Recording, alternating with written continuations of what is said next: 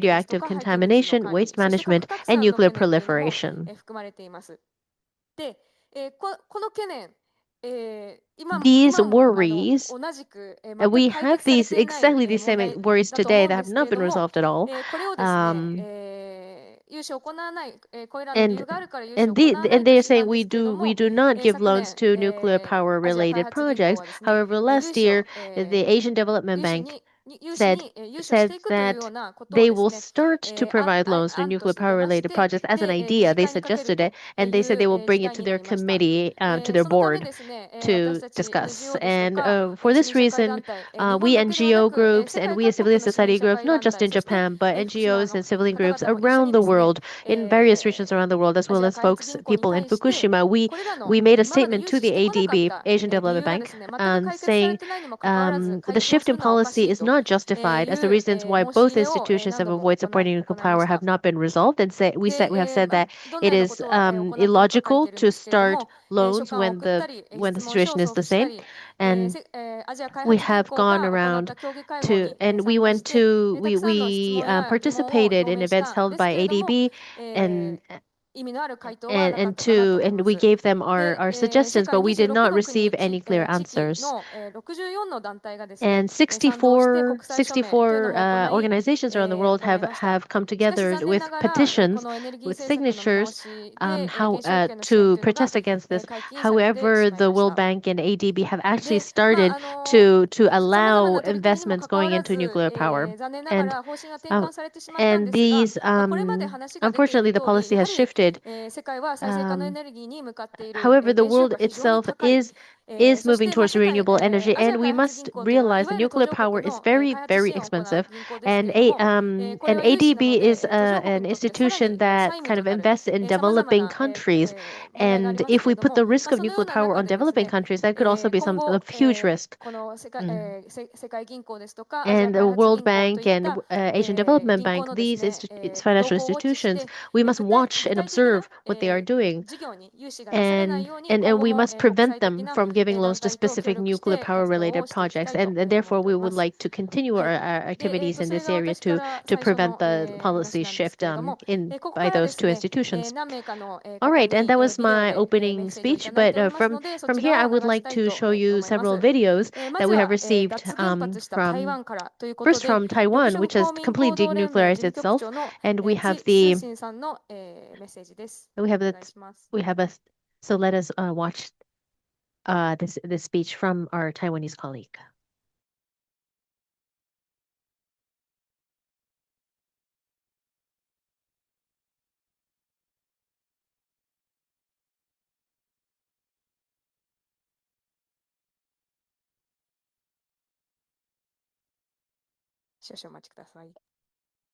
Please give us a minute.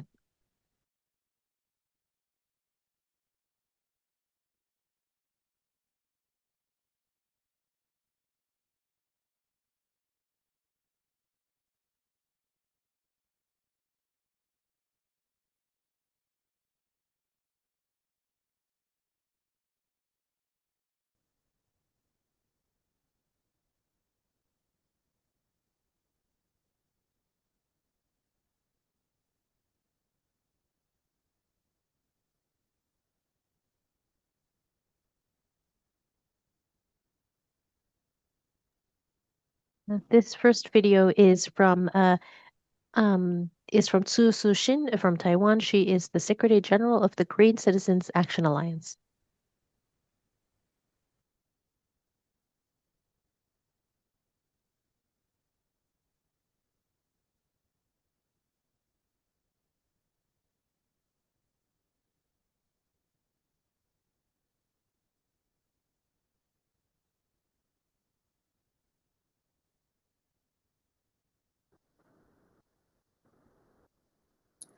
各位好，我是来自台湾绿色公民行动联盟的代表崔树新，非常感谢有这个机会，可以和各位分享台湾在能源转型与反核运动中的经验。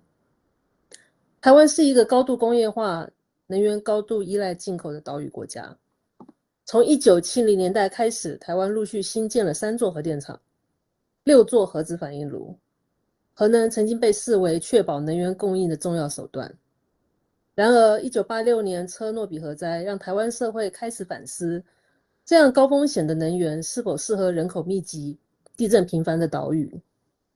从那之后，反对第4核电厂的运动逐步成型。反核运动透过倡议、监督与街头行动，成功拖延了第4核电厂的新建进度。2011年，日本福岛核灾的发生，对台湾社会产生了非常深远的影响。2013年，有超过20万人走上街头，要求政府重视核能的风险。这股强大的公民压力迫使朝野主要的政党都公开承诺逐步淘汰核电。2014年，反核运动再度集结，5万人占领街道整整1夜，最后促使当时执政的国民党政府宣布暂时停建核四厂。随后，民进党政府胜选上任，正式将非核家园纳入国家的能源政策，核电厂要依照运转的年限陆续除役。就在去年，也就是2025年的5月17号，台湾最后一座核电厂正式停机，台湾也因此成为全球第二个，也是亚洲第一个实施零核电的国家。这不是一个仓促的决定，而是数十年公民行动、社会辩论、制度改革运动推进的结果。台湾的经验证明，非核低碳能源转型是可能的。但是这近年来，在气候焦虑还有产业的压力，核能复兴的论述再次的浮现。支持核能的一方推动多次的公投，试图重启老旧的核电厂。即使公投没能通过，政治与经济压力仍使政府的态度出现动摇。我们必须再次的强调，台湾的非核减碳让再生能源推进的能源政策其实是可以实现非核家园的。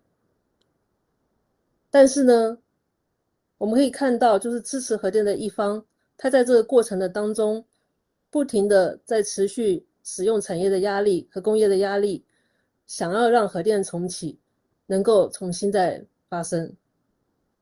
但是我们认为，台湾的核电厂都在位于地震带，设计老旧，耐震不足，重启不仅无法解决气候危机，反而可能会制造更多的灾难与风险。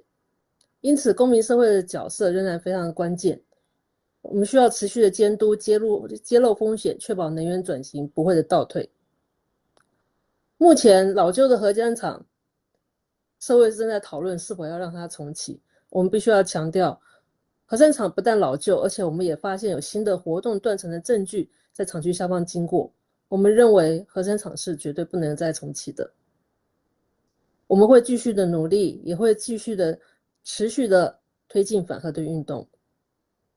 最后，我想向福岛核灾的受害者致上最深切的哀悼，也要向日本的反核运动者致上敬意，因为多年来持续坚持不断的努力，你们的经验提醒台湾，核灾不是一次性的风险，而是持续存在的灾害。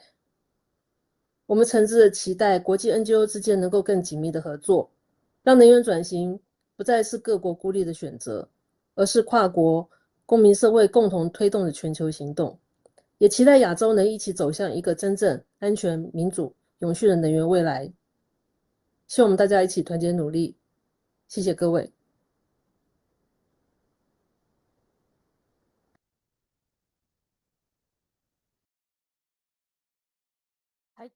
Thank you very much. This was a wonderful message from Taiwan. Taiwan has succeeded. It is the beacon of hope for denuclearization. Meanwhile, there seems to be also a lot of issues that they're also dealing with in Taiwan as well.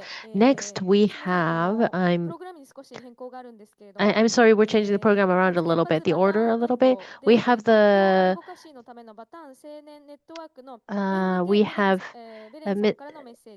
we have a speaker for the nuclear-free Bataan movement from the Philippines. They are a youth group protesting against the new nuclear colonialism.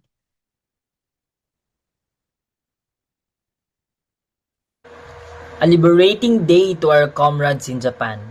With raised fist of solidarity, the nuclear-free Bataan movement and the Young Bataeños for Environmental Advocacy Network send our warm greetings to Friends of the Earth Japan and Peace Boat for the International Symposium, 15 years since 3.11, Voices Connecting from Fukushima for a Nuclear-Free World on March 11, commemorating the 15th anniversary of the Great East Japan earthquake and tsunami and the Fukushima nuclear disaster. We firmly believe that international solidarity is essential in sustaining resistance against nuclear power. Today, more than ever, the push for nuclear energy crosses borders, affecting peoples and ecosystems across Asia, including the Philippines. What is being advanced is development in one country often becomes shared risk for many others. In the Philippines, particularly in Bataan, our government is dangerously opening the path for nuclear energy and aggressively proposing the rehabilitation of the Bataan nuclear power plant. This aligns with the global expansion of the nuclear industry.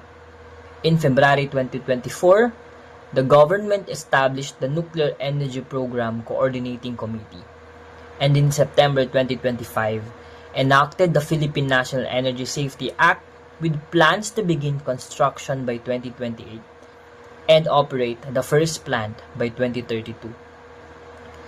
Yet, communities remain unheard.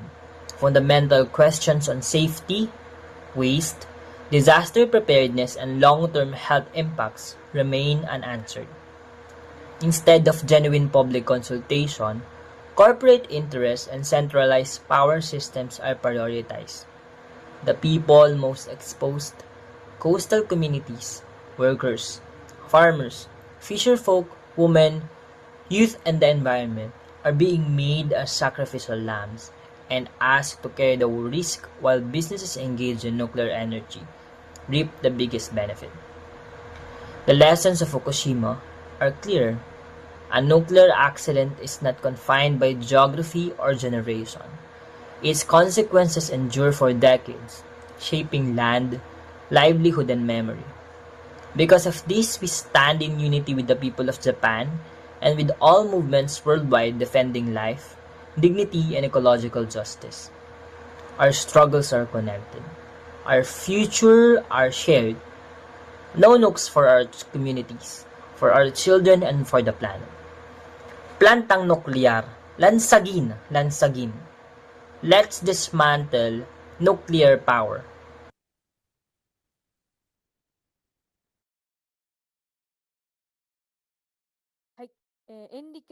That was Enrique Beren from the Bataan movement. So I talked about ADB at the beginning, and the headquarters of ADB is actually is in Manila in the Philippines, and in the Philippines in the local areas where there were lots of protest marches happening in Manila around ADB as well. So next we have about Australian energy policies. We have from Australia, Dave SWEENEY. We have a video message from Dave SWEENEY, and Dave will also participate online in our panel discussion today, a bit later. Hello, my name's Dave SWEENEY, and I work with the Australian Conservation Foundation on nuclear issues. ACF, the foundation, is a large national Australian environment organisation. I've been working on their nuclear program for a long time, and I was also a co-founder of ICAN, the International Campaign to Abolish Nuclear Weapons, and it's a real pleasure to join you today on a really important day. I'd like to thank Peace Boat and the organisers for the invitation, because the 15th anniversary of Fukushima is a really powerful and important time to learn and to reflect. It's a very significant time, and it's a very significant time for Australians as well, because we supplied the fuel that was in the Fukushima TSUI reactor when that TEPCO plant melted down. It was confirmed in September 2011 that Australian uranium was inside that reactor at the time. So that Fukushima fallout started life in Australia as radioactive rocks. It was dug, processed, shipped, turned into fuel and used in Japan, and it's a continuing problem now. It came from Aboriginal country. The Mirarr people of Kakadu, our largest national park, a beautiful part of Northern Australia, were profoundly distressed and deeply affected that material taken without their consent from their country has caused harm in your country. It caused them enormous and continuing heartache and real cultural impact. They feel that responsibility heavily A few years after Fukushima, I was part of a group of people that worked with the Mirar and others here to tour Nato Kan-san, who was Prime Minister at the time of the Fukushima nuclear disaster, who was faced with the question of whether or not to evacuate Greater Tokyo. And Kan-san came here and toured and told of that story, that time. And as part of a national tour, he also visited Mirar Country, the site of the Ranger mine, Australia's longest uranium mine, the site where those rocks came from and went to Japan to become the continuing Fukushima fallout.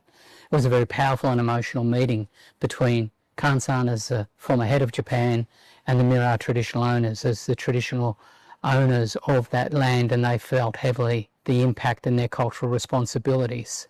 At the time, and still now, we've been calling for significant improvements, increased regulation, significant more transparency, scrutiny of the Australian uranium sector, and particularly of our safeguards arrangements and where we sell and supply uranium to, because there's often increasingly unreliable customers, and we're deeply concerned about that, and we are trying at this end to use the lesson of Fukushima to tighten Australian responsibility. We're not having much success, but that is not deterring or stopping us. Fukushima and this anniversary is also really personal for myself, because in August 2012, I was part of an international medical and observation delegation that visited the Fukushima exclusion zone. We travelled around, we met with people, we saw displaced people, we met with emergency workers and first responders, we met with medical practitioners and survivors. And it was deeply moving.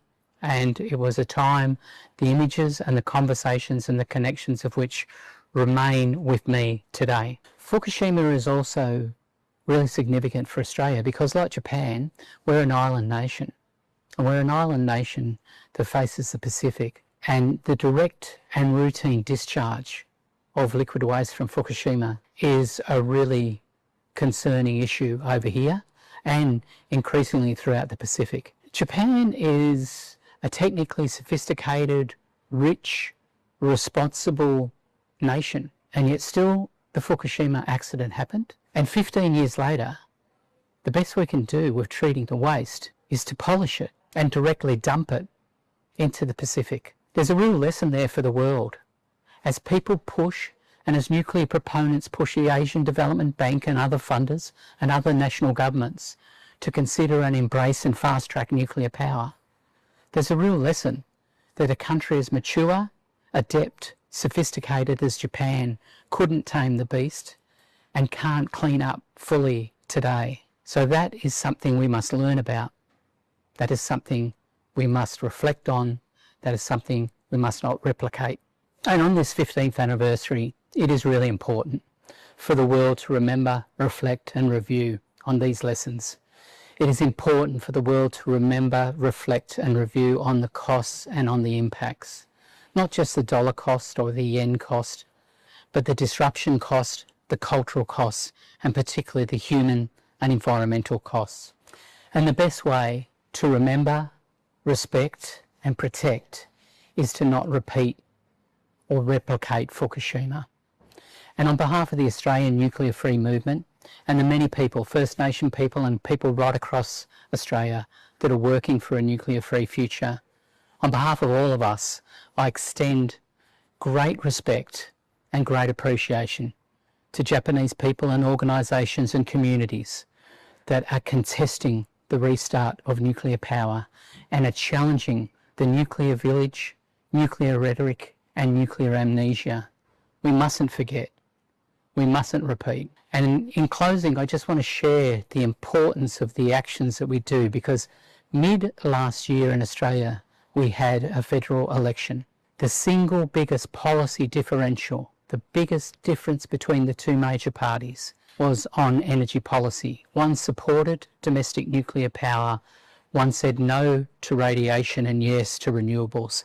And the Australian people voted overwhelmingly for a nuclear-free and renewably powered future. And that's good news, and it's important news, and it's news that shows that people power can sometimes be far more powerful, far more lasting than nuclear power. We can be strong, we can make a difference, we have a role and a right to work for a future that is cleaner and safer. That is the take-home global message of Fukushima. So to those who have suffered, our respect, our sympathy, our solidarity. To those who struggle and work to make sure this doesn't happen again, we stand with you, we work with you to build a cleaner and better future. And thank you for all the work you do to achieve that.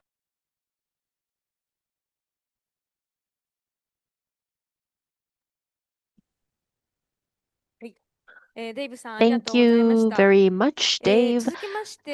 Following this, we have from Tohoku University, Professor Asuka. She will talk about what can Japan learn from the energy policies of Australia. She will give us some comments.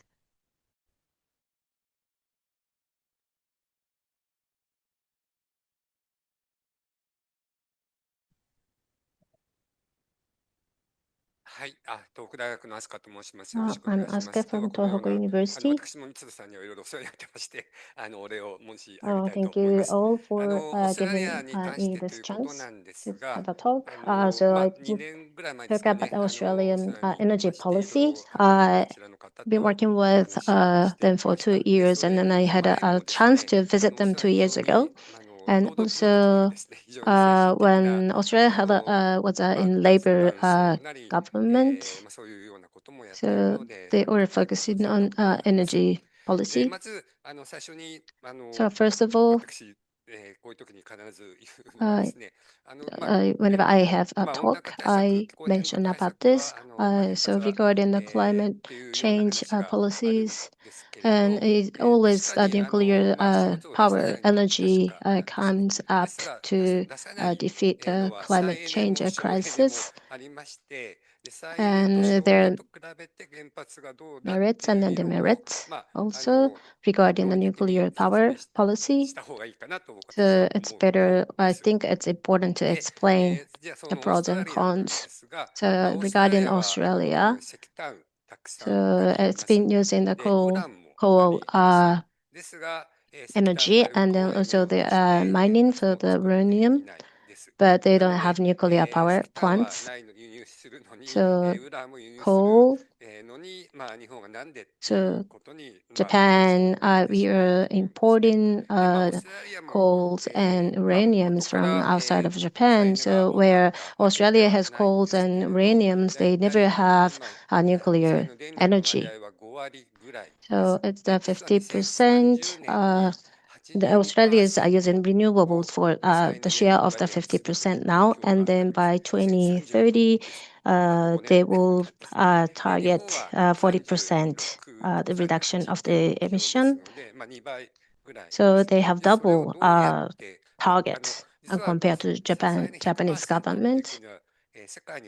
So there's no there are few countries who have 100% energy by renewable energies, and using hydrogen energy and power. Then in Australia, they have wind energy and solar energy as renewables with the big capacity of battery. And then also they are trying to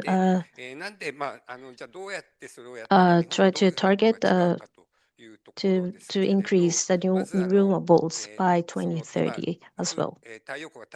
So the solar, they are trying to increase the solar energy, not the mega solar system.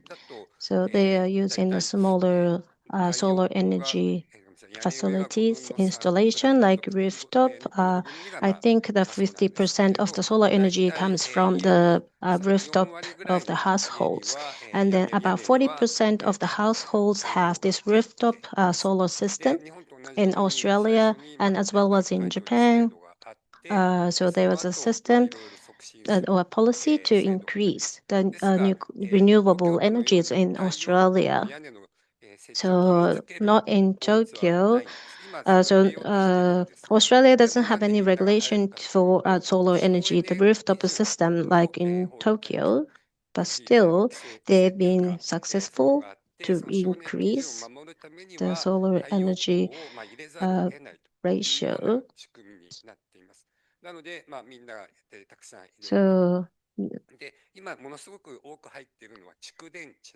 and also now they are focusing on the batteries in Australia. So solar energy and battery is probably this system, the combination will be increasing in the world. And then it's because it's cheaper, and then also that's the measurements for the disasters. So if we have this big solar energy system, if something happens, all the energy will be blocked. So by having the smaller facilities for solar energy generations, it's better for the disaster or catastrophe. So that's happening not in Australia or other places. And also developing countries, it's been more of these facilities or installation of the smaller power plants. And so maybe you have some image of this developing country being really delayed of this renewable energy installation. But in Japan, so compared to Japan, other developing countries are reducing this policy regarding nuclear power. And then so in Japan, because of the liberalization of the power system, so the nuclear power plant or the coal power. So in Japan, it's more it's supporting more of these energies compared to Australia, supporting more renewable energies. So that's the difference. And then also the power companies are in Australia, it's supporting the companies with the renewable energies, while Japan is supporting more towards the nuclear energy or those companies who's trying to go forward with the nuclear energy. So if Australia is succeeding in this as an island country like Japan, why can Japan not do this? So in Japan, there are so many excuses not to go forward with the renewables. But looking at the Australian policies and then how they have been working on this, it's also possible in Japan to have to go towards more to renewables. Thank you so much. Thank you so much, Professor Asuka. We have from Marshall Islands, passing down the legacy of radiation exposure in the Marshall Islands. We have Benetick KABUA MADDISON from the Marshallese Educational Initiative. This is a video message. Hello, everyone. On behalf of the Marshallese Educational Initiative, I extend my heartfelt thanks to Peace Boat for inviting us to participate in this important occasion. It is both a privilege and a profound responsibility to join you in commemorating Nuclear Victims Remembrance Day, a national holiday in the Marshall Islands, and to mark the 20th anniversary of the Fukushima earthquake and nuclear disaster. March 1st is etched into the collective memory of the Marshallese people, representing not only the anniversary of the first hydrogen bomb test conducted at Bikini Atoll, but also the ongoing journey of our nation in pursuit of truth, healing, and justice. Generations of Marshallese continue to bear the physical, emotional, and cultural impacts of nuclear testing. The impacts are not confined to the past, they ripple through our present and threaten the future, affecting our health, our lands, and our identity. Between 1946 and 1958, the United States conducted a series of nuclear tests in the Marshall Islands, culminating in a total of 67 known nuclear detonations. One of the most notable tests was Castle Bravo, detonated on March 1st, 1954, at Bikini Atoll. This explosion was the largest ever conducted by the U.S., with a yield of 15 megatons, over 1,000 times more powerful than the bomb dropped on Hiroshima. The fallout from Castle Bravo had far-reaching and devastating effects, impacting numerous communities in the Marshall Islands and beyond. The extensive radioactive contamination affected island residents, leading to long-term health issues and displacements. Additionally, the fallout spread across the Pacific Ocean, reaching Japan and contaminating the waters where Japanese fishermen worked. Among them was the crew of the fishing vessel Lucky Dragon 5, who faced severe health consequences from radiation exposure. The consequences of these nuclear tests extend beyond immediate health impacts, highlighting significant ethical and environmental concerns. The event sparked protests and raised awareness about nuclear proliferation and its effects on both human health and international relations. This legacy continues to resonate today as discussions about nuclear disarmament and the rights of affected communities remain relevant in contemporary debates on global security and environmental justice. The Marshall Islands case serves as a poignant reminder of the human cost associated with nuclear weapons testing and the urgent need for accountability and remediation efforts. As we remember the victims of nuclear testing in the Marshall Islands, we also hold in our hearts the survivors of Fukushima and all communities who live with the consequences of nuclear disasters. 20 years ago, the earthquake and subsequent nuclear incident in Japan unleashed devastation that continues to shape lives, environments, and societies. Today we stand shoulder to shoulder, united by shared experiences of loss, resilience, and hope for a world free from nuclear harm. We wish to especially express our solidarity with the Japanese hibakusha, the brave survivors of Hiroshima and Nagasaki, and all those affected by nuclear disasters in Japan. Their stories are symbols of endurance and courage, and their advocacy has inspired generations to demand accountability and pursue a peaceful nuclear-free world. We honor their pain, their strength, and their unwavering commitment to justice, and we pledge to walk with them in the ongoing movement for nuclear abolition and survivor rights. Nuclear weapons and nuclear energy present ongoing challenges. The dangers of radioactive contamination, displacement, and environmental destruction persist in nations around the world. The Marshallese Educational Initiative is steadfastly committed to raising awareness of these issues. Through our programs, storytelling, cultural preservation, and advocacy, we illuminate the nuclear legacy of the Marshall Islands and amplify the voices of those who are too often unheard. Our work is rooted in the conviction that justice is not only an aspiration, but a necessity. We advocate for meaningful compensation, environmental remediation, recognition of the suffering endured, and ultimately the complete abolition of nuclear weapons. The quest for justice transcends borders and generations. It requires the solidarity of all peoples working together for peace, dignity, and restoration. We also strive to empower youth by equipping them with knowledge and a connection to their heritage.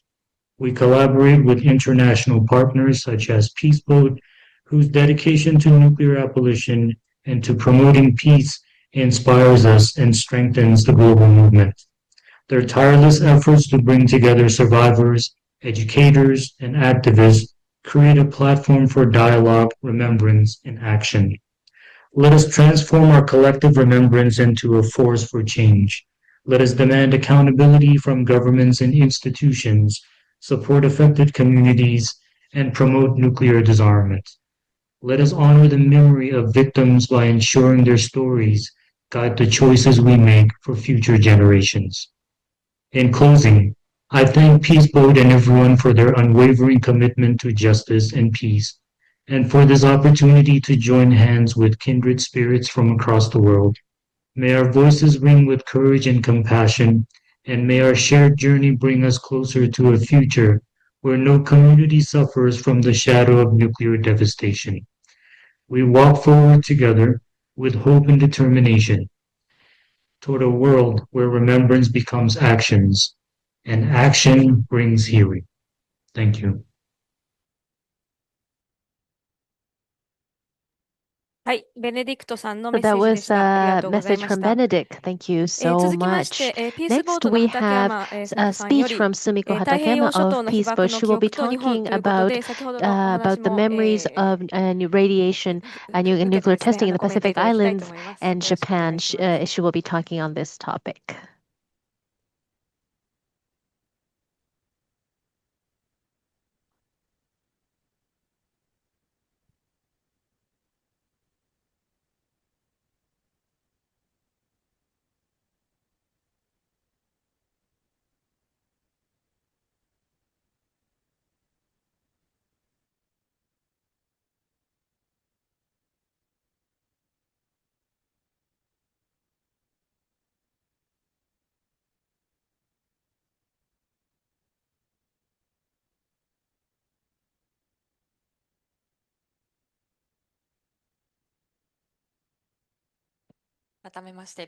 Hello, my name is Sumiko Hatakeyama from Peace Boat. I will give a short speech about the memory of exposure in the Pacific Islands in Japan. This is what I have thought through my voyages on the Peace Boat as we traveled together with Hibakusha of Japan, and thinking also about the responsibility of Japan. This here on the slide, this is the real ship that we use to travel around the world. We on Peace Boat, we use this ship to we have a global voyages three times every year, and each voyage lasts about 100 days, so 3.5 months every voyage. And this is our main projects. And through these voyages, we have face-to-face international exchange on board the ships and in the ports of call, and that's the crux. That is the center of how we create peace building around the world. Through these voyages on the ship, we use this as a platform to connect people thinking about social issues, thinking about international issues, creating spaces where people can engage in dialogue and learn from that. And not only teaching people, but we also engaging in dialogue and learning from everybody. And through that, we think about nuclear disarmament, or we think about nuclear power plant issues. And we have for many years worked on these topics in these dialogue spaces. And one of the main projects that we have on the ship is called the Global Voyage for a Nuclear Free World, the Hibakusha Project, where we bring hibakushas, atomic bomb survivors from Hiroshima and Nagasaki, to travel with us on ship around the world, delivering their testimonies around the world. And also, after 2011, the Fukushima accidents, we have invited middle school students and high school students from Minamisoma City, a town in Fukushima. We have invited them to the ship to travel with us. At the beginning, it was simply for health rehabilitation purposes, but then it became more of like a learning platform for these young people. And also, we have held nuclear disarmament forums, working with nuclear testing victims of the Pacific, and we used these places to connect with these people and engage in solidarity through. And as I work with nuclear issues throughout the world in various regions, there's something that I notice, and might be something obvious, but Hiroshima and Nagasaki is only the beginning of the atomic age, and the atomic survivors who have been born after that age is not only in Japan but all over the world. And these are atomic bomb survivors from Tahiti. They are survivors of the nuclear testing in the Tahiti, and they were also working in the nuclear test site, some of them, and also Australians, Aboriginal peoples of Australia. They have also become victims of nuclear tests, and also in the Marshall Islands. And they said they were told, oh, this is just an evacuation of 1 week, but then it turned out to be a lifetime evacuation for them from their home island. And so the atomic bomb and nuclear testing and nuclear power points, and in terms of harm, all of these things are interconnected, and we can't cut them from each other. Especially as what we talked about in the first session, these polluted water kind of being dumped into the ocean. And for the Pacific people, the Pacific Islands people, the pollution of the ocean, it comes from the nuclear testing by the USA and also France, and also what Japan is dumping now into the Pacific. It really rings a bell with the people in the Pacific. It's the similarity. And this is when I went to Tahiti last year, and Tahiti is also one of the islands in the Pacific that was really harmed by nuclear testing. And when you actually go there, it's a paradise island. island. It's so beautiful. And I met these local anti-nuclear organization. They really care about their island, their land. And when we were meeting, and they were saying, they sang us a song telling us about the that was passed on from their ancestors, from the generations. And when I heard their song, I realized that there is something that cannot be expressed in numbers or figures, because this nuclear testing has really robbed these people of their homeland, of their traditions, of their link to their ancestors. This can't be expressed in numbers. This, and they themselves, the local Tahitians, they didn't want this. It was conducted by the imperialists within the imperialism, the colonization. This very discriminatory and unfair system of colonialism. And nuclear testing and discriminating between human lives is something that the nuclear power does in domestically and regionally and also globally around the world. So how should Japan work on this then? And I really think that we Japanese people need to learn about the history of Japan's aggression in the past. When we travel to Asia Pacific, and then we of course visit countries that were attacked and invaded by Japan during World War II. And when we bring the atomic bomb survivors to deliver their testimonies of Hiroshima and Nagasaki in these places that had been invaded by Japan in World War II, then of course the local people say, yes, we understand the suffering of Hiroshima and Nagasaki. However, what about the hurt that was caused by Japan colonialism from Japan to these countries? And then so of course we need to really understand that Japan was the first country to be aim bombed in history. That's true, but that victimization is true. But also we need to be aware of we need to think about the history. We need to be aware of the history of the wartime aggression of Japan. It is essential not to forget the perspective of being a country that once conducted wars of aggression under imperialist ideology. And then it is not precisely because we were the side that once waged war, and because we want to properly apply those reflections, that we stand for anti-war, non-war, anti-nuclear, non-nuclear. Finally, I would like to conclude with a few words about climate change. Traveling the world, I truly feel that climate change is serious. I saw glaciers in Alaska the year before last, and in Patagonia fjords last month. Everywhere I hear that the retreat of glaciers is really visible. And in the small island states in the Pacific, the sea level rise is a real crisis, and extreme weather is also increasing. It has been pointed out that at the ruined dome in the Pacific Islands, which contains contaminated soil from nuclear tests in the Marshall Islands, is not only aging, but it is also being affected by climate change, creating a fear that the contents may leak out. In Japan, too, people are beginning to point out the danger of continuing to operate nuclear power plants amidst the climate crisis. When connecting the memories of the Pacific to the present, I want to ensure we do not forget the key word, climate change. And we need to connect the memories from the Pacific Island to the present, and remembering the history of Japan's aggression history, and also connect it to the ongoing modern problem of climate crisis and climate change. Thank you so much. That was from Ms. Hatakeyama of Peaceboat. Thank you so much. And next we have a video message from Ms. Julian Dickel of Friends of the Earth Germany, and the title is Germany 3 years after the nuclear phase out. Dear everyone, dear Friends of the Earth, thank you very much for the invitation. Go shoutai arigatou gozaimasu. VOND wa ここでお話できることを光栄に思います。この度の大震災で被害に遭われた方々へ many people 心よ have りお見舞い申し上げま suffered from す。 the Fukushima nuclear accident, and I そして truly 福 convey my 島の deepest 原子力 condolences to 事 those 故もあ people. りました。 And of か course, つて the 日本には原子力 Fukushima が54基ありました。 nuclear 現 incident. 在は And in the 14 past, 基 there だ were けです。 54 nuclear power こ plants れ in は生 Japan. 命の Right 抵抗 now, 運 there 動 are の only 成 14 果で nuclear す。 power plants in その Japan, and 行 this is the 動は result と of っても Japanese 感 civilian 動 movements, 的 and で it's す。very moving to see the In result of Germany, Japanese civilian movements in we Japan. completed nuclear phase-out 3 years ago.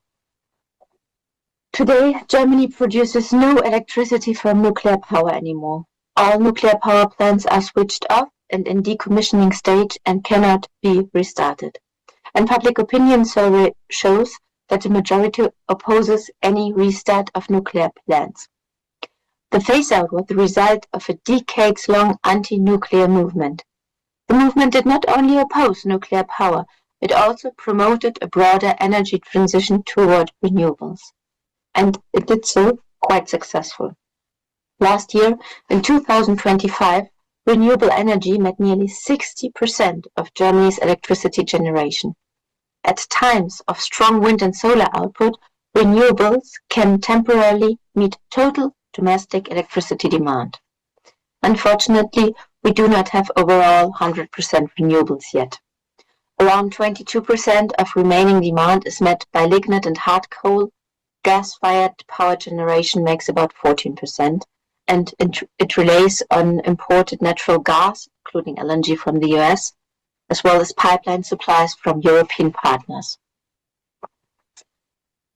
The German goal is climate neutrality by 2045. The previous government prioritized the rapid expansion of renewables. In contrast, the new government appears to be reassigning a more prominent role to gas. Of course, the ambition must be 100% renewables, complete transition toward renewable energy flanked by storage technologies. Moreover, the energy transition must be designed in a way that is compatible with nature and socially just. Unfortunately, German public funds continue to flow, for example, into research on nuclear fusion and small modular reactors. Fusion and SMRs, as we know, will not deliver scalable, affordable, clean power. Those investments must be redirected. And even after the shutdown of the power plants, nuclear legacy issues remain. Germany holds a substantial inventory of high-level radioactive waste that must be stored safely. Since 2017, the federal government is searching for a final deposit, and finding a place and building the facility will take decades. So it's not a quick end. We as BUND are working to keep the process science-based rather than driven by politically convenient but uncertain choices. In addition, there are 2 uranium factories in Germany that supply nuclear power plants in the world with fuel elements. Of course, those have to be shut down immediately as well. And without any question, overall, we need a global phase-out of nuclear and fossil fuels and a nuclear weapon ban. To be honest, despite the success of the energy transition in Germany, there is a different public sentiment. Populists paint the picture of economic decline and loss of prosperity, and people get insecure. That's what they are doing in many countries. However, it is not true, and we know it is not true.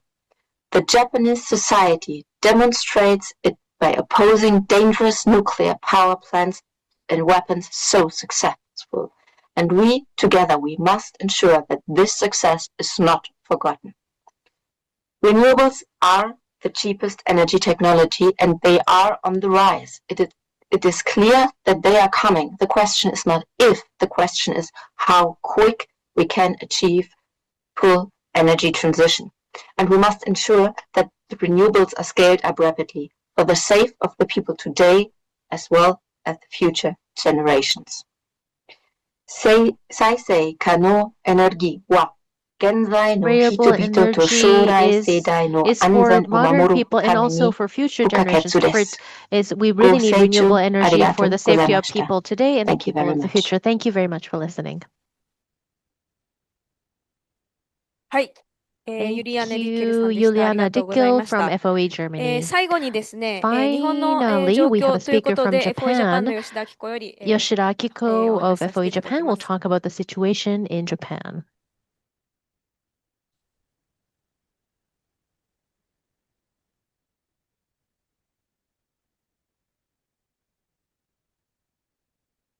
FOE ジャパンの吉田明子 I'm です。 Yoshida from FOE Japan. これまで見てきたように、15 So 年経った今も、 原 as 発事故 we の被 can 害 see, と even 影響は 15 現在 years 進行形 later, で続 its いていま damage す。 and the impact of the その disaster よう are な still 中、 ongoing. 日本は原発の And 再稼働を進め、原 amidst 子力 that, 政策 Japan を is さら moving に推 forward 進しよ with うとしていま restarting す。 nuclear power plants and further 2026年 promoting 1 its 月、 nuclear nuclear policy. In January 2026, the Kariwazaki plant was restarted, bringing the total number of the restarted reactors to 15 now. In the seventh strategic energy plan, the phase reducing dependence on nuclear power, the fundamental principle was deleted. Claiming the electricity demand will increase and the supply remains insufficient, the government is now attempting to proceed with the reconstruction of nuclear plants. In Japan, the very country that experienced the disaster, the suffering, and the lessons of this severe nuclear accident are being treated as if that never happened. But there's hope. Promoting nuclear power is not that simple. It faces frequent technical issues and skyrocketing costs. Immediately after its restart, the Kashiwazaki plant was repeatedly experienced controlled rod malfunctions. At the Hamaoka nuclear power plant, the fraudulent manipulation of data regarding the design basis earthquake ground motion was revealed. At several other plants, the presence of active faults has been pointed out. Building new reactors also faces extremely high hurdles. Electric utilities claim that even with the various existing support measures, it is still not enough. Construction takes over 10 years, and there's a risk of further cost increases. It has been repeatedly stated that private financing alone is not enough, and the projects cannot proceed without government support. Now, a new proposed financing system is being developed. We are calling for a petition to oppose this.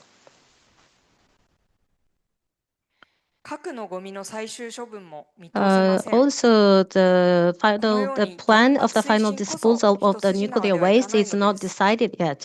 So the promoting nuclear power is not easy task. So in this meantime, let's increase renewable energy. Let us advance the transition toward decentralized energy society. The shift to renewable is already a global trend. Over 90% of the world's newly built power sources are renewable. In terms of power generation, renewables are growing rapidly, while fossil fuels and nuclear power remain same. It is only a matter of time before they are replaced. The idea that renewables are expensive and unstable is outdated now. So we must change our power systems and social structures to prioritize variable renewables like solar and wind. So it is possible to increase renewables in a way that is rooted in the community and coexist with the natural environment. Agrivoltaics, solar sharing is spreading from Japan to the rest of the world. There is still great potential for energy saving, insulation, improving energy efficiency. This April marks 10 years since the full liberalization of the electric retail market. The switch to renewable energy by companies, offices, and households can still be expanded. We must continue our creative efforts to communicate this clearly. I hope the booklet visualizing the 15 years since the Fukushima Daiichi nuclear disaster can be a tool for that. We are inspired by those of you who have stopped nuclear construction through years of persistent activism, by the experiences of countries that have achieved a nuclear phase-out, and by the examples of regions' significant increase of their renewable energy. Whether in Japan or globally, let's connect as grassroots citizens and change society from our local communities. Let us face the reality of the nuclear disaster and together build a sustainable and democratic energy society free of nuclear power. Thank you so much. Thank you very much. We had a very we had diverse messages from diverse people from diverse backgrounds. So from now, we would like to start the final panel discussion. All right, so we have Dave Sweeney, who we saw in the video message earlier, and and Ms. Hatakeyama from Peace Boat and Ms. Yoshida-san from FOE Japan. Those are the speakers that we will have on this panel discussion. So we have about 40 minutes, and we had various messages from various people. First of all, so we have many stories from, so anything that was made a biggest impression to you, or anything you want to take home from today, what you learned today. So let's start with Dave. So the Japanese translation will go into the venue directly. Hello, Ayumi and all, and thank you very much for the opportunity to join today. I suppose the take home for me is a little bit like what you said at the start of this panel. It was a very diverse group of people from across the Pacific, Asia, Europe, and very similar concerns, very similar stories with very different places. And I think one thing that really strongly resonates for me is like the comrade from Bataan from the Philippines said that this is not confined, nuclear harms are not confined by geography or generation. Because there were two threads for me in the stories and the presentations and strategies that were put forward by the different speakers. One was of harm and of how nuclear harms are real, are extensive, and are continuing. And the other thread was of hope, of how people power is forming a shield wall against those nuclear pushes, and how creative advocacy, new technology that is more aligned with human needs and with the planet, and how those things are providing the transition pathway to energy that doesn't cost the earth but literally saves it.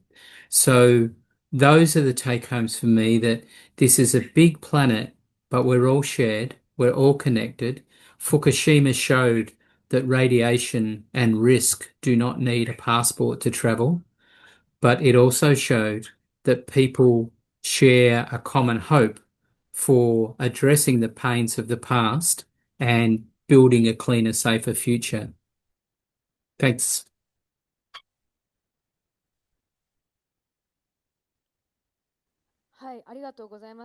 Thank you so much.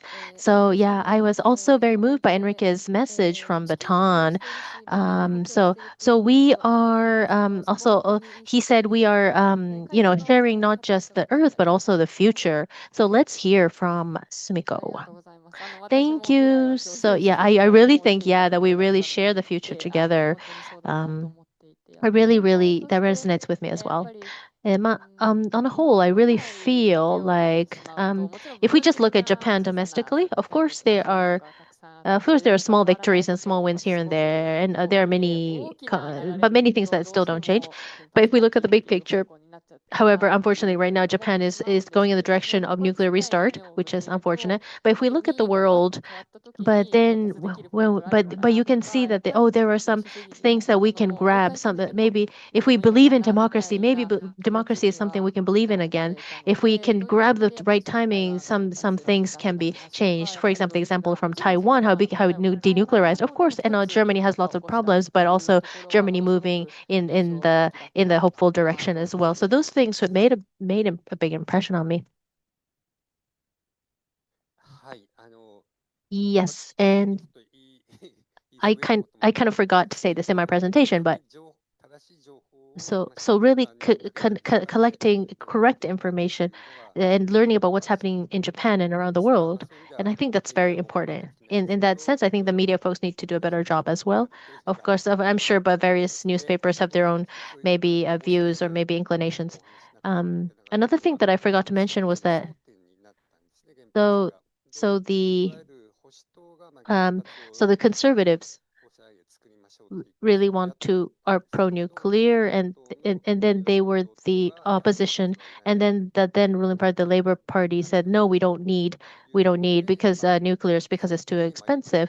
So in the end, the ruling so the fact that the election that we just had in Japan, the nuclear issue was not brought up on the agenda in the election in Japan right now, and and we really need to discuss like why that was not brought up in the election in Japan, and we should we have talked about it more.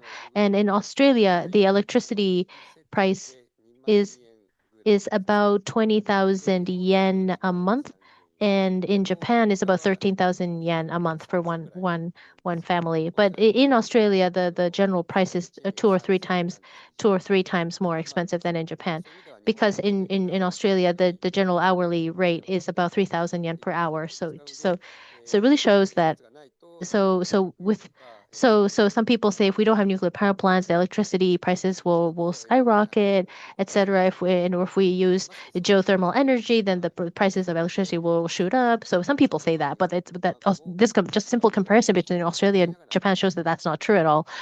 Yeah. So I really hope. Yeah. So collecting correct information and data is very important, and we had various so and so if we don't, if we, with the video messages that we had today, we don't hear about them often if we just living our daily life. So it's important to learn from various people around the world. So in the second session, we had various presentations from people working in various parts of Japan. And in the third session, we've heard from people around the world working on the issue. I feel like this problem of nuclear power plants, and this the energy shift, and people working in the energy shift transition. And so many people working in the energy shift transition, and that I felt was very empowering for me today, very encouraging for me. And looking at the election results from Japan recently, if we look at the world trend, the international trend in Australia and Germany, we can see that people are already transitioning to renewable energy as a reality, as real policies. And I feel like it has become a reality. So I really feel that is the trend, the global trend, and going to pro-nuclear is itself just a pretty. Why would we do that? I just don't. So I really feel we need to really put this message out there. All right. So before going to the next question, so if does anyone from the four of you want to add something to what someone just said? Do you have any comments? No. Okay. All right. So. Yep. So it kind of maybe overlaps with my previous question, but today is the 15th anniversary since 3/11. Of course, many of you have been active for more than 15 years, obviously. But in the past 15 years, what was the biggest thing that you learned, or something that you want to tell the people here today? But I think both good and bad things that you've learned in the process in the past 15 years. So let's do the same order as last time, or okay, so let's start with Dave. All right. So if you want to share something. Yeah, thank you. And picking up on what was just said about the fact that renewables are now not just a good idea or a hopeful expression, they're actually a proven delivering real and superior form of energy production. And in the last 15 years in my country, we have gone in Australia from renewables being effectively a remote area option or a bit of a bespoke or boutique sort of option for people who are particularly environmentally or climate sensitive. It is now mainstream. And as other speakers made reference to, and the Professor San that made reference to, 40% and more of Australia's electricity every day is generated from renewable sources. So that arc of from very little to nearly half and growing is probably the most significant and profound transition or development in 15 years. I'd caution that though, that it's not linear and it's not given. there are very strong forces, and we heard that with the German pushback, with the Philippines pushback. It's happening also in Australia. I was yesterday at regional forums where people were expressing their concerns about organised misinformation campaigns to delay and impede the adoption of wind energy, particular offshore wind energy. So, well, I suppose the two learnings over the 15 years is that the promises of renewables are not just promises, they are increasingly performance and delivered energy, and that is great. But the rational world and economic rationalism and the like isn't always rational. There are actors who are ill-intentioned. There are times that we are living in where facts matter less and ideology is attempted to rule supreme. So we need to continue our resilience, our advocacy, our awareness, our optimism, but also be very much that we guard and hold what we've gained and don't just assume that it will happen because it makes sense. So I suppose they're my two sort of biggest observations. We have turned the corner and delivered and shown that our vision of the future is not just a kinder one, it is actually an effective, sensible, deliverable one, but we need to keep prosecuting that case really strongly.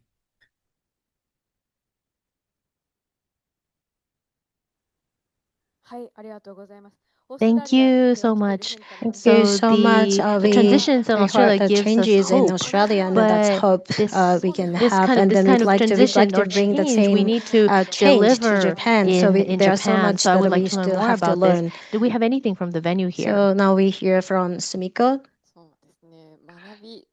So Yeah, I I'm don't not know if sure it's a this is learning, but we can say this is one thing learning, that I would like to but say one thing is that what we the can do things is we can something that do. we There's can always do. something we can do. And that's what I've been So in the past I've been 15 years, involved in this I have for learned a 15 lot from the years, and nuclear then this is issues. what I always And had in my for mind. There's always example, something that the we Fukushima can children's do. projects that we do on Peace Boat.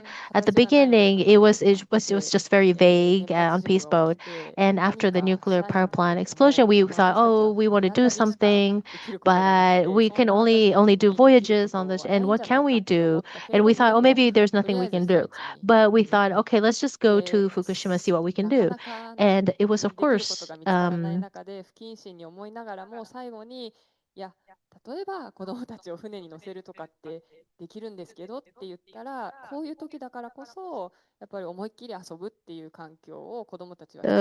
the children in Fukushima,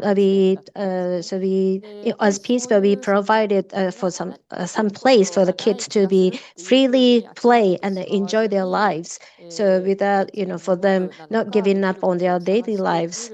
So there is a little things, maybe it's a little, but there's still things that we can work for. So there is something as peace that we've been focusing on, and that's what I learned. So we have been working on many projects as Pittsburgh. So the supports and the compensation from the government or local governments, it's always limited for like years, like 10 years or 15 years. And after 15 years, they stop this support. But we of course request or appeal to other people, to the government, to suspend the support of constant compensation or fund support their daily lives. But these damages and impacts have been continuing even though the support from the government stops. So there's something we have to be working on together. So that might be grassroots movements by us as a society. So it's maybe just a little thing that we can do, but it's really important to keep working on this as a society or as citizens of the society. And also it takes a lot of time. It takes so much time, so we cannot see the results so soon. So it feels like we might we feel like we have the something that we feel like we are giving up on, but there's something that we have to be continuing to work on. So that's what I felt looking back the 15 years. So yeah, I understand we just always wanting to give up. Sometimes we feel like we want to give up on these things because it takes a lot of energy and the time. But so this last 15 years. So nuclear power, the last nuclear plant that I built was it's very old, and so the life limit is usually 30 to 35 minutes of the nuclear power plant. So, but they say they can do it. They can. They are believing in the safety of the nuclear power plant or energy, and then this is not. It's a myth if the safety of the nuclear energy.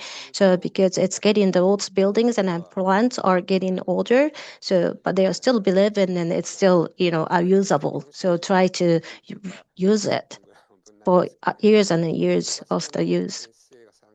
So it is a project Nature Human Behavior. So there were interviews of 70,000 people around the world. And so there was some talks about the science in terms of science and then politics.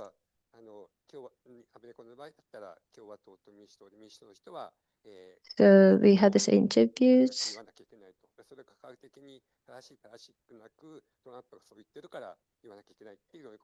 So some politicians feel like they have to say this myth or safety of the nuclear plants because they are from this party or conservative party.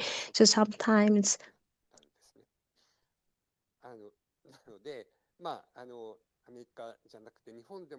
So in Japan, so there's a reality that people still believe in the safety of the nuclear plants, or it's the probably cheaper energy, or so we have to break down these myths or rumors or the things that it's not based on the science or actual cost. So I feel nothing has been changed after 15 years. So the restart of the nuclear power plants in Japan, it's now we count 15 nuclear plants now, which is performing in the operation, but many of them are still stopped and then stop the operation, and then that's because of the movement and the protest of the citizens to stop restart of the nuclear energy. And also in Niigata, there are people who are who protest against the restart of the nuclear power plants in Niigata prefecture. So there are people who been working or fighting against their daily lives, but there still seems it's a very slow process, and it takes so much time. So looking back after the last 10 years, we have probably fewer restarts of the nuclear power plants than we were expecting. So now the renewable energy percentage now it was 10 years ago, but now it's increasing. So there's a hope. And also, as Professor Aska mentioned, it's a matter of politics as well about energy policy. So I joined some gathering of the environmental education. So within education of the environment, we have to have these stakeholders to be involved in education. And one of the themes is how we can get these people involved in education, a part of NGO movements. Some people say I'm really politics involved in politics or like citizen society. So some people kind of try to stay away from my activities as an activist. But this is not only an activist like we who have to be working on this, but also it's a part of education. And that's not for activists or us, but for everyone who lives in this world. So the education is very important. It's not only particular people, for everyone. But when we talk about this energy policy or talking about phase out activities of nuclear power energy in Japan, people have sometimes prejudice of those people who've been working on this movement. So we have to change this stigma prejudice about the activities in Japan. And also, as Dave mentioned, he talks about the rationality of the economy regarding the energy policies. So, as Professor Aska mentioned, nuclear is it's actually cheaper, but they're still talking about the myth of the safety. It's more, it's not rational. So we have to think about a new energy policy as how rational as in terms of economy. As nuclear power is more, it's more expensive now. So we have to change our mind in the society as well. So to move on to the next question. So we have received some many video messages, and one of them is from Germany, and she was talking about the populism in Germany, and also the economy decreasing, the grades of economy. So these facts are kind of becoming as threats to the people in Germany. That's why they're now, probably thinking to go towards the nuclear energy because of the economy, and then that's a new threat in our society. So if there is any threat in the now society, what do you think if there is any threats to the society, if you have any particular thing towards when you're working on this nuclear-free world? Is a new threat in your movement? Yeah. Would you like me to start and respond to that?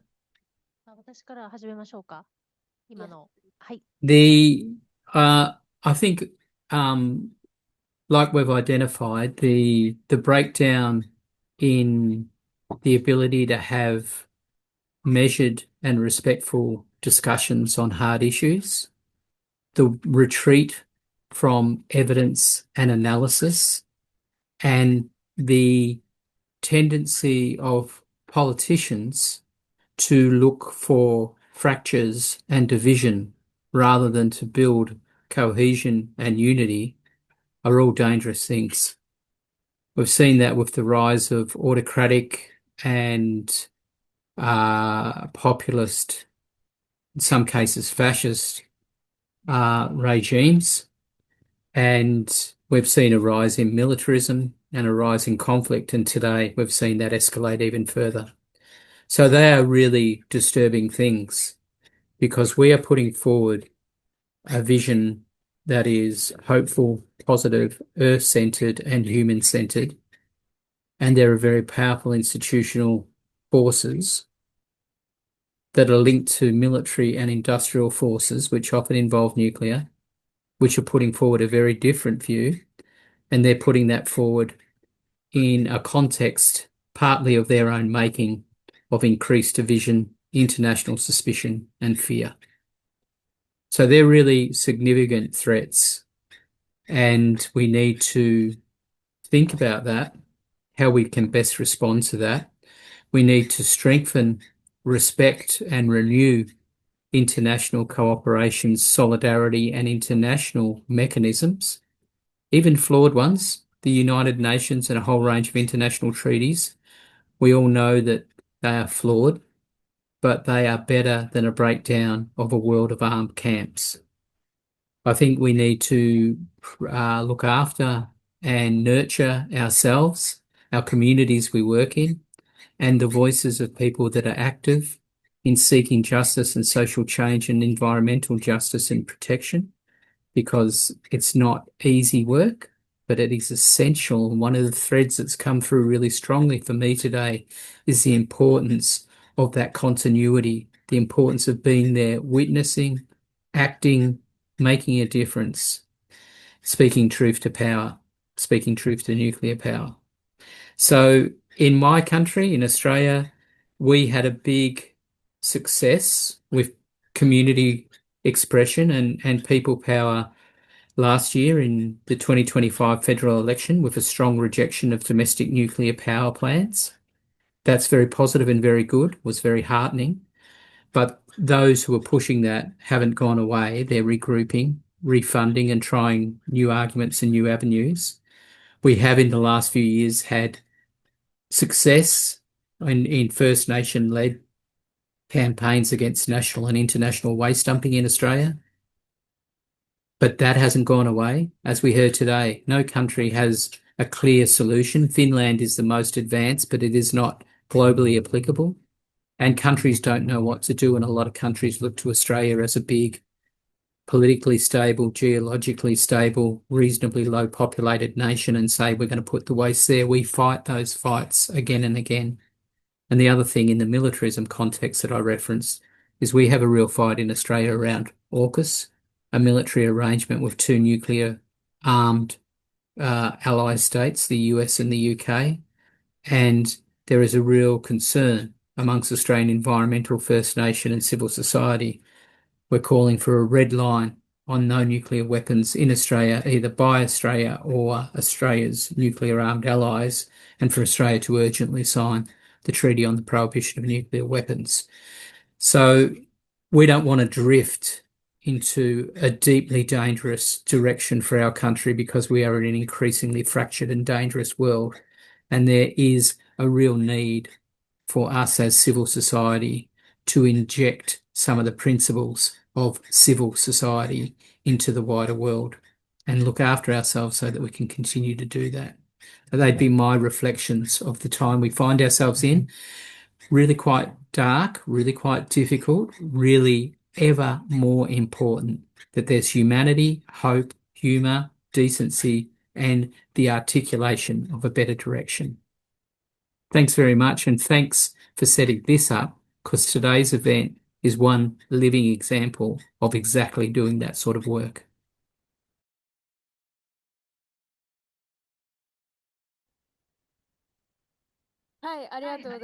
Thank you. Thank you.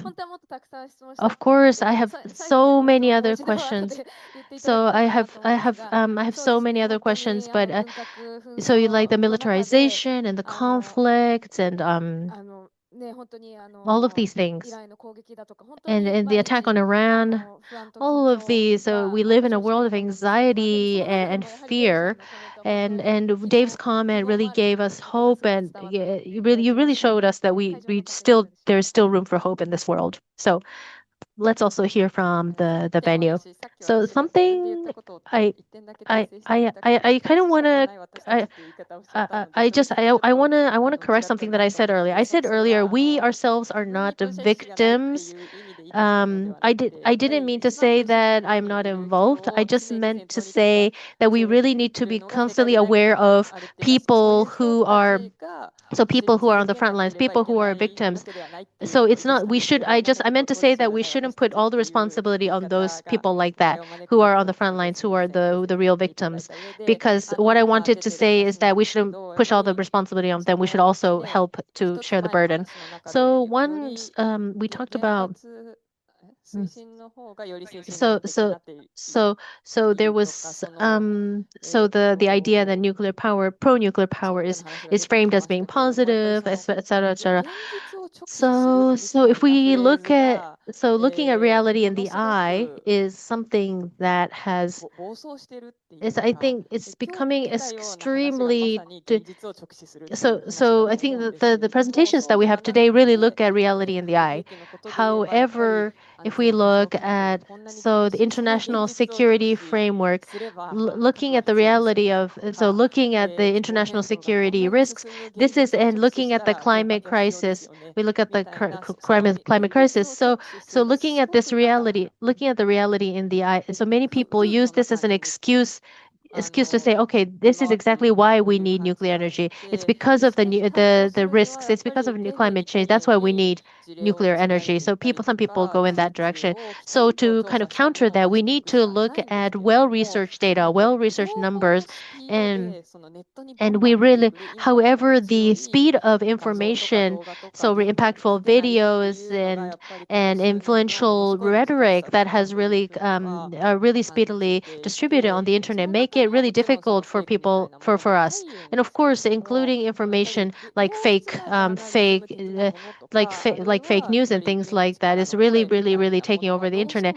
And so but however, if we think about sensible, commonsensical, well-grounded journalism or voices from the ground, it's really takes a lot of time to put that together. And I think it's really hard for us to win in terms of speed, in terms of reaching the audience.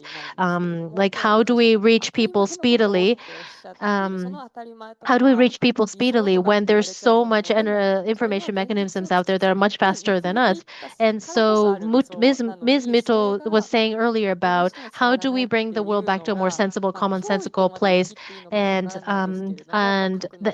so creating a nuclear-free world this is one of the things. This is especially in the past few years. I really feel that this information speed is really one of the barriers, one of the challenges that we're facing. So related to what was mentioned, so some people say, oh, it's like the flower field. So the flower.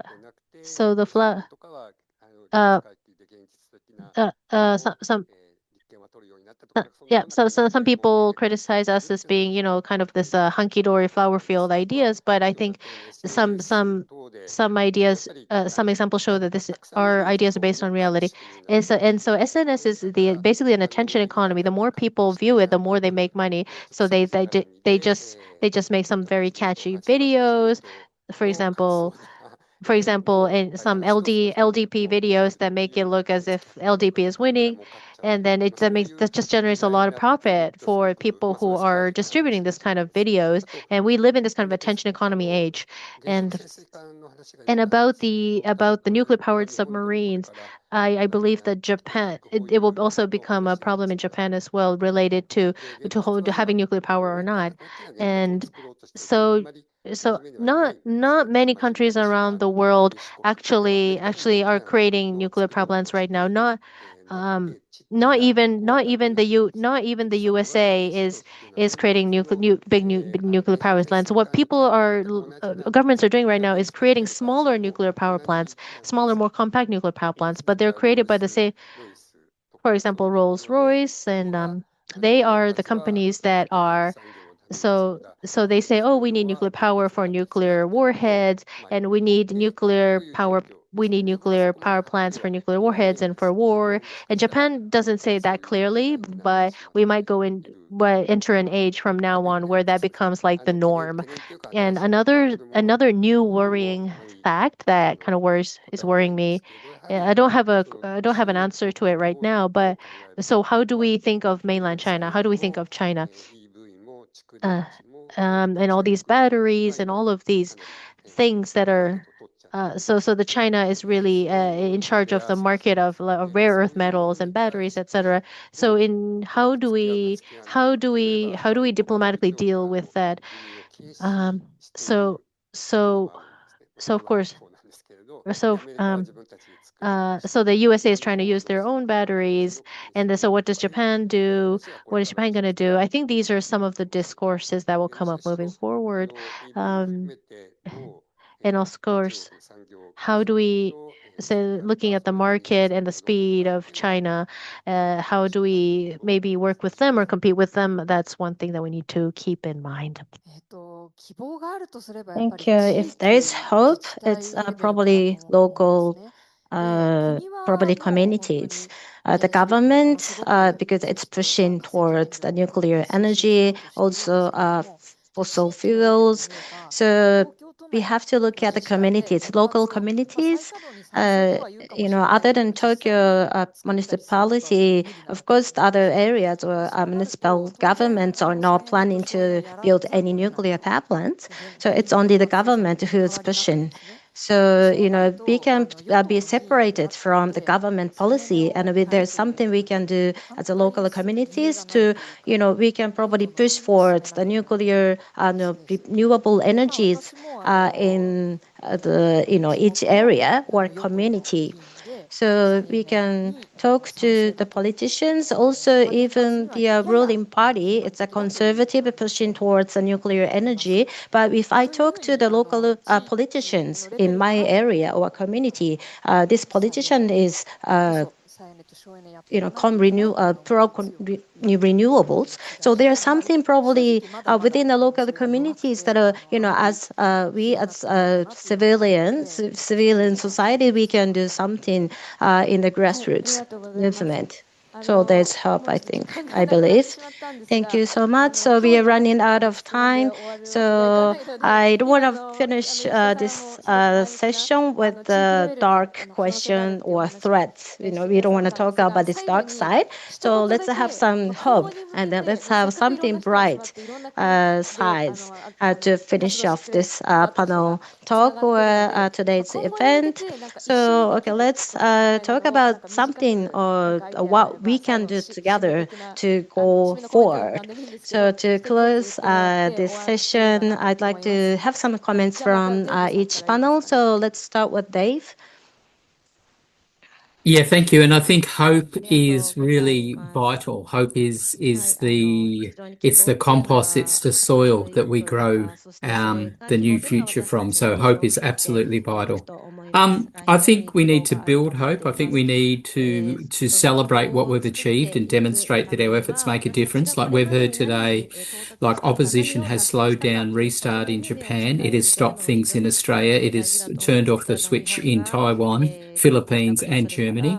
None of those things are without contest, but they are significant achievements. So we need to celebrate our achievements. And I think we need to see ourselves, because this is long-term work. So you don't often see, it was a very interesting line, the attention economy. And we look to quick likes and quick results. We don't get them necessarily in an issue that spans generations. So I think it's important to see ourselves, all of us, whether we play a big role or a little role, as a link in a chain of resistance and of hope, those two sides, that goes well back into the past and will go well forward into the future. And we are the present link in that chain, and we are on the right side of history, and we are making a massive and positive difference. Thanks very much.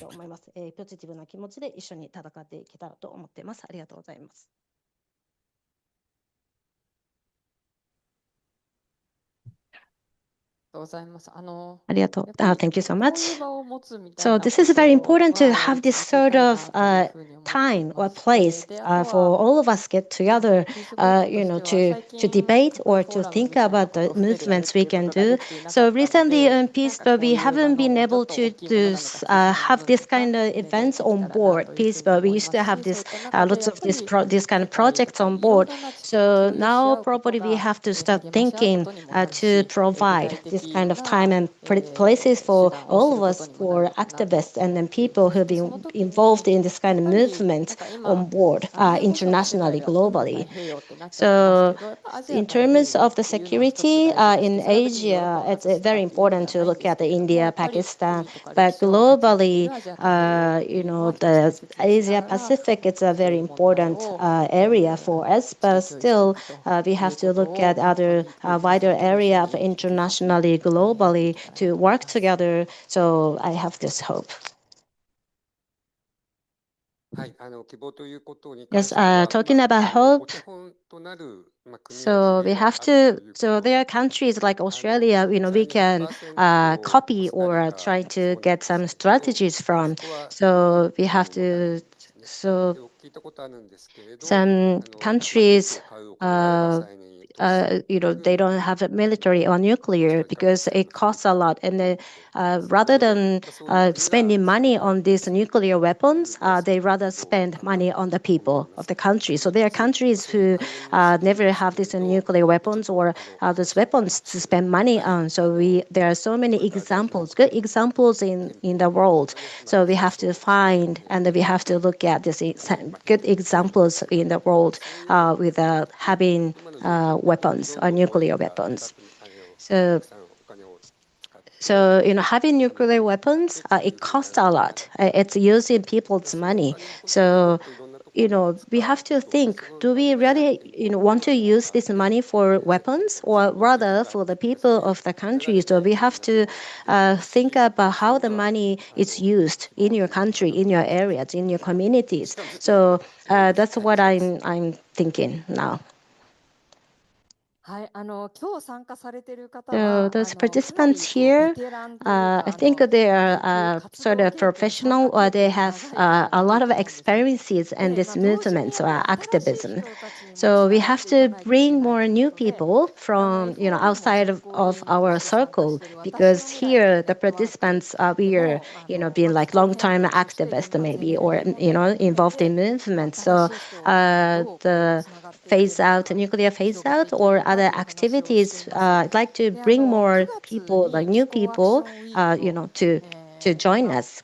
And also the climate crisis, FEU is providing some event where we can talk about the climate crisis or make changes or make movements. So in many different areas, we have been working on these events where we can meet new people, where we can bring more new people, so the movement gets probably bigger. So we have experienced, we need more new people to join us. Thank you so much, everyone. So this is the end of session of the talk panel. Thank you so much for all of you. Thank you, Dave, for participating from your home. Thank you so much. So now we are closing session now. Thank you for all for participating in this long session today. So this is the symposium about building a world of free of nuclear power. Thank you so much. We have so many guests today who joined us to give us a talk. So I can't list all the names here, but thank you so much, all of you who participated in this event. On the first session and then the third, we have interpreters online. So thank you so much for your work. And also here in the venue, we had 60 participants here in the venue. And also online, we had 190 participants online. So thank you all for joining us today. So there are so many different topics and movements and activities that they have been happening in the last 15 years. So it was really such a learning session today. So in the last, so this year marks 15 years since the disaster. So that's a part of our title here today. And then also we have this Shida from FOE who is working on this project for the children and the mothers and the parents to be retreated. And she had a talk on this Fukushima Poka Poka project. And actually, I once joined this project before, and then one of the mother's voices gave me a big impression from the project.